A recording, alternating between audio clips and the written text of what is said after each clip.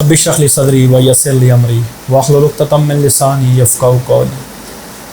Karbala में 72 लोगों ने शहादत पेश करके दीन के लिए अपनी कुर्बानी, हक़ के लिए अपनी कुर्बानी पेश की। इसमें 72 लोगों में ख़ानदान अहले बैत के जगमगाते हुए सितारे, ख़ानदान अली के फूल मौजूद थे। इसमें 18 के करीब ऐसे लोग थे जो ख़ानदान अहले बैत से थे, और उसके अलावा हज़रत इमाम हुसैन के बाकी मुतबईन, उनकी अताअत करने वाले लोग मौजूद थे।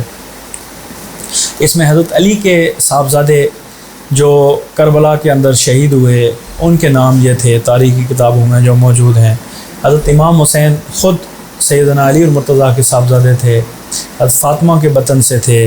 फिर हज़रत जाफ़र शहीद हुए वहाँ पे। हज़रत अब्बास बिन अली जो हज़रत अली के साहबज़ादे थे, वो भी करबला में शहीद हुए। और अबू बकर हज़रत अली के एक साहबज़ादे थे, वो भी शहीद हुए। और मोहम्मद एक हज़रत अली के साहबज़ादे थे, वो भी करबला के अंदर शहीद हुए। ये हज़रत अली के 5 साहबज़ादे करबला में शहीद हुए। और एक छठे साहबज़ादे भी थे जिनका नाम उस्मान था।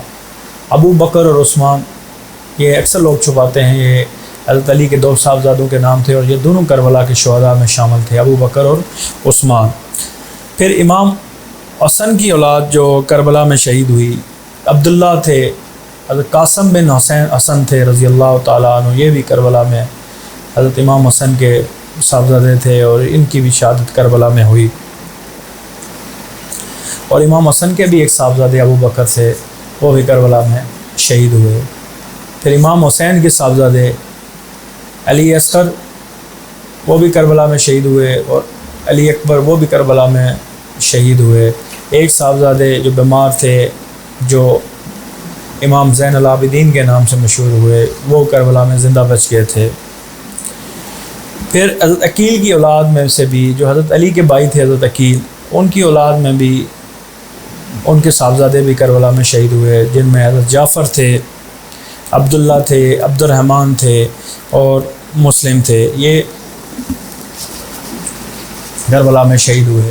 हज़रत जाफ़र तैयार के साहबज़ादे अब्दुल्ला बिन जाफ़र और हज़रत ज़ैनब के बेटे अब्दुल्ला बिन जाफ़र और ज़ैनब के बेटे ओन और मोहम्मद को भी करबला में शहीद किया गया। ये वो ख़ानदान अहले बैत के तरख़ीज़ंदा सितारे थे जिनको बेरहमी के साथ, बेदर्दी के साथ करबला में खून में नहला दिया गया। वमा अलैना इल्लल बलाग।